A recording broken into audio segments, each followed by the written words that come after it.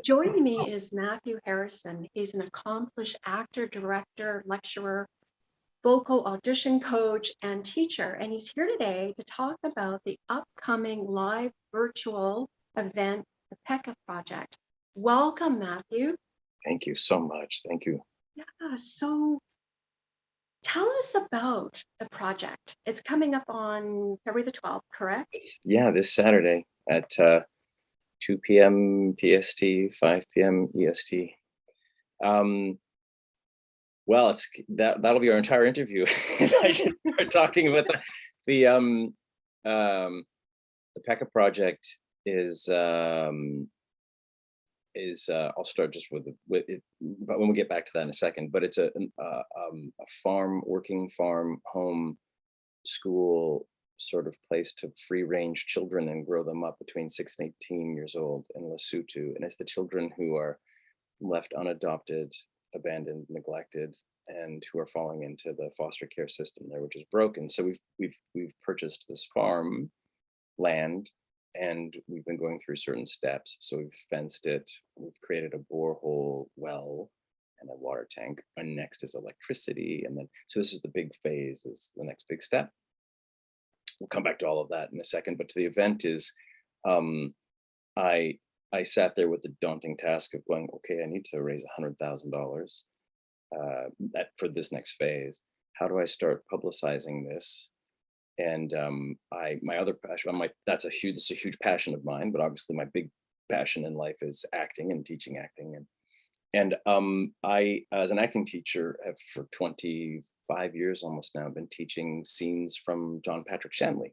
And because I teach these scenes and I get really intimate with these scenes, over time, it's occurred to me that more so than any of his peers, his work just keeps getting richer and richer over time. Like, it's really amazing. So Shanley to me is sort of like America's Shakespeare. I think John Patrick Shanley is the greatest thing ever. And I'm not alone. He's won an Academy Award, a Golden Globe, several Tonys, and a Pulitzer. So he's like, he's recognized, but he really is amazing. And he beats to his own drum, and he's got a very specific kind of metaphoric approach. And it's so beautiful, his work. So I kind of just randomly messaged him on Instagram. I know, like, just randomly, this is now back a while, saying, hey, I'm an acting teacher and I just think you're the bee's knees, and I wanted to say thank you for your work. And so he and I have started a little bit of a, I don't know, Instagram message friendship. And so I sat there going, how am I going to raise $100,000 for this? And not, to me, it's, the whole project is obviously much bigger than just getting them electricity. We're going to build all the buildings, and it's the administration and the infrastructure, and that, like, it's going to be an increasingly big project. But it's kind of like with each step we go for a bigger piece, the ball starts to roll faster, So that was my target for this phase. So I wrote him a note and I said, Mr. Shanley, how would you like to maybe spend a couple hours online in a virtual kind of workshop in which we'll present your work with really high-end actors, and you could discuss it or not, or Q&A or not, or just sort of be there, and it'll all be for a fundraiser for the orphanage. And I got a yes. So I'm like, great. So then, with that, putting the word out to a whole pile of grads from the Actors Foundry, and also actors we've worked with a long time ago. Michael Shanks and I did Stargate. I was on Stargate he was doing Stargate, and I was on Stargate with him. And Michelle, my wife, is on The Flash. And then graduates of the Actors Foundry. I put the word out, and when you say to an actor, hey, do you want to come and play with John Patrick Shanley? It's not difficult to get people to sign up. So in fact, I had quite a few actors who really regretted not being able to do it because they're on shows or whatnot. So I don't know if Mr. Shanley enjoys it. Maybe we'll have a round two. But the idea is that the actors are performing, reading. It's on Zoom, so it's virtual, and we're doing scenes from across his whole repertoire. So we're doing Moonstruck, which is, he's Academy Award winner from like '87. And then Italian American Reconciliation, Four Dogs and a Bone, we're doing Doubt, which of course was another Oscar winner for him. And then Outside Mullingar, which is one of his latest plays, which I think is absolutely one of the most stunning plays. So I got to cast it, so I gave that to my wife, and she's going to be doing that with Mike Shanks, which is cool. Yeah, so we have Jesse Martin, and we have Frank Gustin, and Kimberly Williams Paisley, and Lexa Doig, and John Wesley Shipp, who's the original Flash, and Michael Carl Richards, and we have a kind of a newcomer actress who's about to break out. She's got 2 movies she's working on, and she was the lead on a Lifetime film, and she's an actress at Eckers Foundry. She's like 20, and she's extraordinary. So we're like, okay, that's great. We can have some young blood in there too, and that's gonna be wonderful for her. So yeah, it's great. Yeah, so it was 10 actors and 5 scenes. Yeah. Like, Yeah, 10 actors, 5 scenes. Lizzie Boys, by the way, I should probably say what her name was. 10 actors, 5 scenes, 1 Shanley, and all for the children of Lesotho. And then I can sustain 4 to 6, 8 hours on Zoom teaching, but it's exhausting to be virtual too long. So I promised Mr. Shanley no more than 2 hours. So yeah, this is going to be a little introduction. I'll show that video about the Peka Project that's on the Wayblaze site, and discuss why we're doing this. And then I'll have a little introduction to Mr. Shanley and the 10 actors. And then it'll be 2 actors do the scene, kind of like you and I right now. You just see the 2 people talking. And then Mr. Shanley will pop in, and then I'll pop in, and we'll have a little Q&A with the actors. So how was that? And what was it like writing that scene? And that's, I think it's, what's it feel like to hear that play done again? And Mr. Shanley, from my experience of him, is a very effusively passionate, excited gentleman who has so much to say. So I'm sure it's going to be more like, we really have to cut you off than me trying to create conversation. But we'll see. We'll all know Saturday. And then it's going to be 1 scene, 1 scene, 1 scene, 1 scene, 5 scenes. So we have to move it pretty quickly. And then what I'm hoping is that if all goes well, we'll have a good 20 minutes or so for a Q&A with our audience members. And then I'll be taking, I have a moderator, which is lovely. She'll be helping me. And then she'll send me some like the best questions. So I'll go like, so Josie in Mississippi says, what was it like working with Meryl Streep? Or, so we'll get a little bit of audience interaction stuff like that too. Yes, and it's live this Saturday, the 12th, and I mean everyone can. It's worldwide, obviously. And what time does it start? Yeah, so it's 5 o'clock p.m. in New York City. There's a very sophisticated time. 5 to 7 is what Mr. Shanley was requesting, which I think was great. That puts it 2 the afternoon in Vancouver, Los Angeles, and I think that works really well because it doesn't take somebody's Saturday evening. You just check in for a couple hours, in the afternoon on a Saturday. So it seems to be working well. So 2 p.m. PST Pacific time and 5 p.m. in New York in 2 hours. And a question that comes up a lot is, are we recording it? And can somebody view it later? And of course, the answer is no, because that's 5 unlicensed scenes. It's not for profit. So I'm not sure I'm not really sure what the legalities of it. And I'm sure it will be absolutely fine. But I think the point is, I have 10 really big actors, and I don't want to deal with agents and managers and lawyers and licensing and things. And it's just, we're getting together, we're reading the scenes, and then it disappears into the ethers. And that was the point, is that you got the privilege of being a part of it. That's kind of what. Yes, and Matthew, this could be for next year too, right? I mean, this is. Yeah, maybe we can get Shonda Rhimes to do it, or try to think of like who's Lawrence Kasdan, or maybe we should try to get a Neil Labute, or I don't know if he's still around. But yeah. Well, Matthew, before we started recording, you have such an impressive resume. I mean, you've been in the business for over 20 years, and you're with an acting coach, you're a lecturer, and I mean, you've been on Smallville. You started in stage for Shakespeare, rather, and for you to be part of this, it's quite meaningful. But it also, the cause is special, right? It's close to your heart. Mhm. Can you tell us You know, about that's that? funny. I didn't really, I guess the humility shows that I didn't really think about this until just yesterday or the day before. Somebody had mentioned it to me, and then I went, "Oh, that's interesting."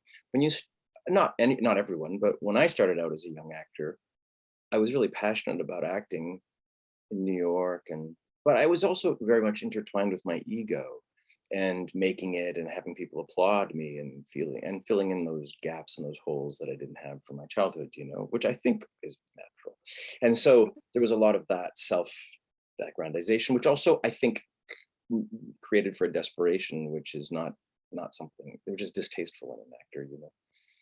And so much time has gone by, and I I live in a life of service in such a way now that I feel like when you're on set, you're there serving the audience and you're serving the director and you're serving your partner, and as a teacher, I feel like I'm serving the world. And it's not. I've really worked hard to forget that it's about me.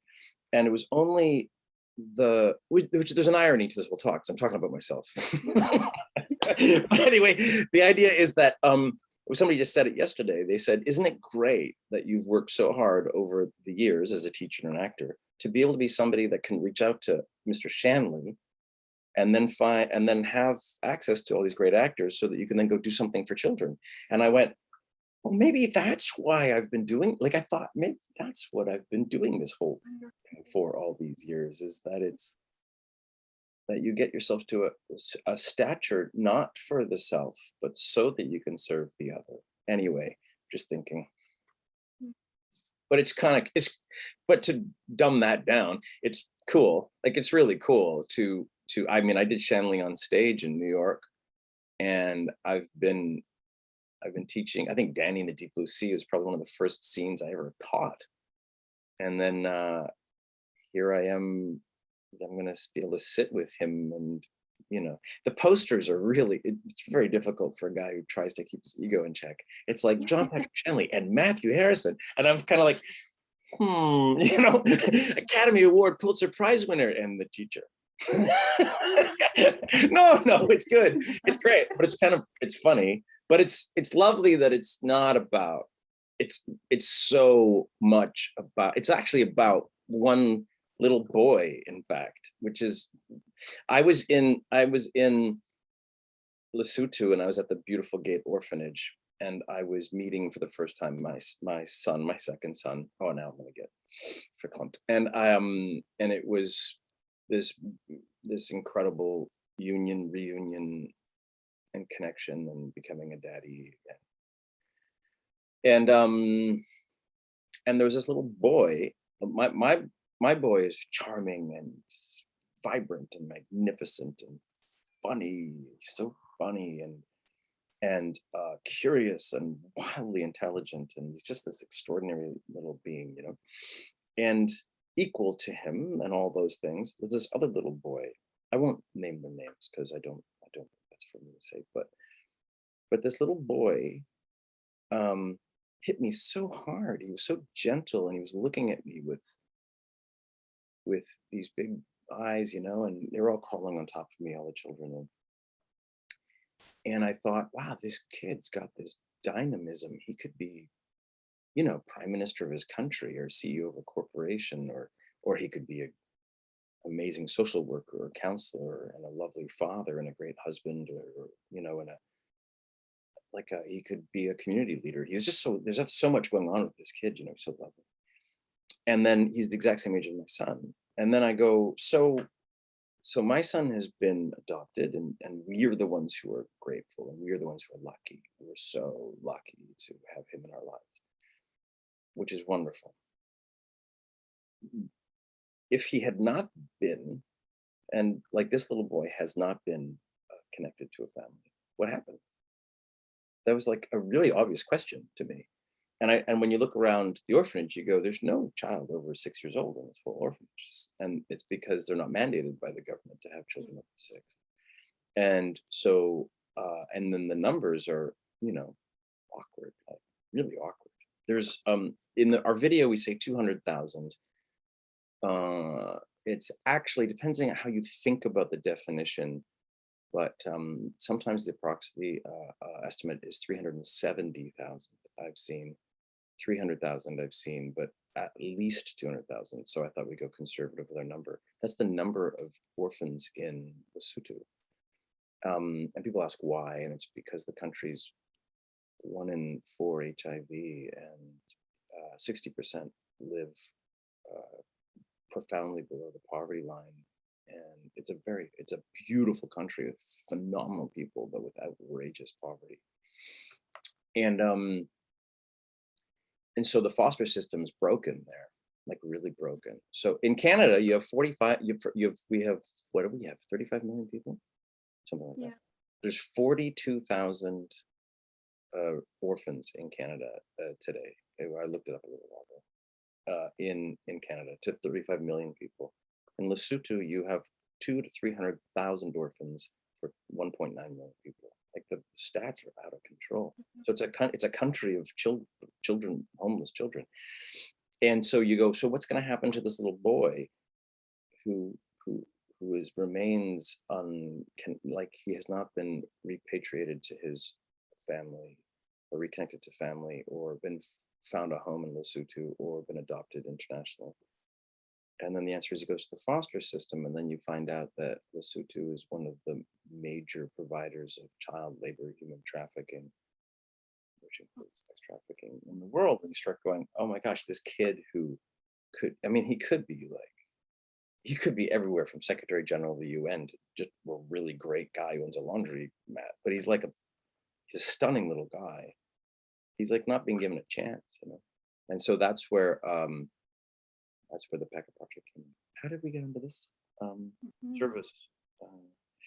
Anyway, that's what it's about. It's about giving these children a home, and there's hundreds of thousands, and we're talking about maybe 75 children at a time. So I had one person go, "What's the point? Like, what's the point?" And I'm like, "The point is you save one kid, like just one kid, and you give one kid the chance of being educated and untraumatized, and go into the world with a confidence and an ability. They're going to start a company, do something which will then affect more kids, which will raise up the country, because the whole point is that Lesotho becomes a thriving, flourishing place that doesn't have orphan children there. So, if we can save 75 children at a time, I'm sure the effect over a generation is going to be thousands. And anyway, it helps that one kid. So Yes.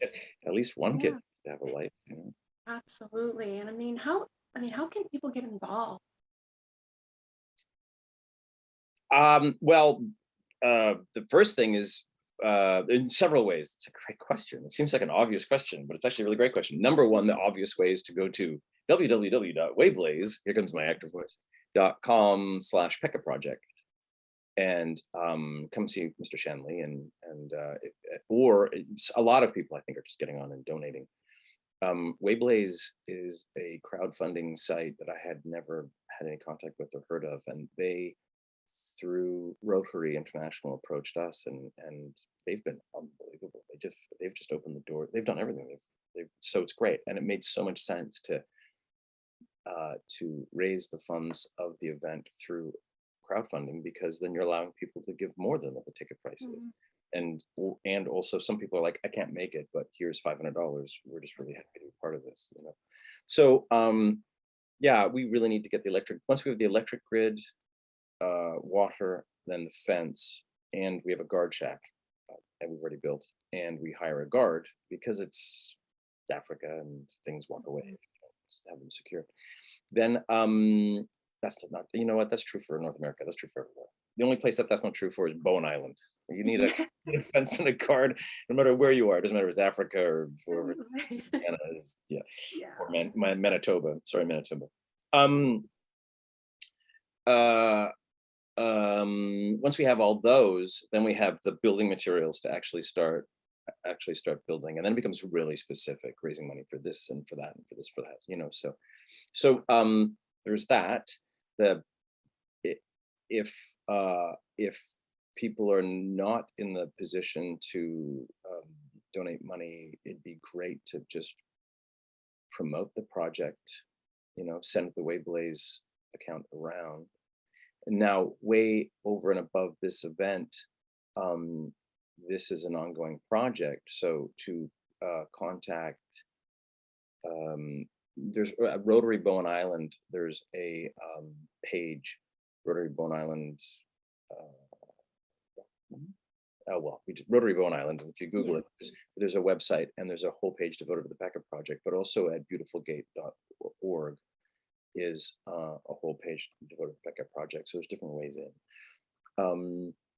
Or contact me, Matthew, MATTHEW at actorsfoundry.com, and say, hey, I'd love to, I'm an architect, or I know somebody in Johannesburg who supplies this, or I'm flying to Maseru and I would love to go buy the property and give a helping hand. Great. Like I think there's so many different ways to get involved, like from hands-on to simply, transferring some funds. That's Wonderful. Yeah. Matthew, is there anything else you'd like to add? Are we out of time? There's so much to talk about. Is that really the time? Wow. You're going to have to come back on the show. I sure did a lot of talking. Did I didn't even ask a question? I just get me going. I mean, you've got the things I'm most passionate about in the world. And in this order, or not maybe in this order, but my sons, my wife, my family, but my sons, my acting, and the Peka Project, like they're just absolutely the three things that my entire day, I don't know if there's anything else in my day that's not related to teaching, acting, raising sons, and trying to build this orphanage. So will you ask me anything about it, I'm gonna start going, and like, yeah, and interestingly is that they're all really melded into one thing. Like this is what it's all about. Oh yeah, please. And I guess that video I just showed you that we created. It's so interesting. I asked them. I'm just an ambassador, by the way. I'm not running. This is not my orphanage, or I'm just a dude. I'm just this North American dude who's helping them. This is Lynn Dewey, Kirsten, and Peter Kirsten, and this is a local. These are she's a Maseru. She's a Masutu woman. This is a Basutu project for children from Lesotho. It's not, I'm very, very wary about white saviorship and and there's a lot of that stuff. And that's why in the video, we don't show children's faces. I'm staying as far away from that 1970s Suzanne Summers stuff as there is. This is an actual organization run by locals for locals locally. And I just said, look, what can I do to help? And I have the privilege, the outrageous privilege of having the connections. So let's take care of them. Right? Let's take advantage of them. That's what it's about.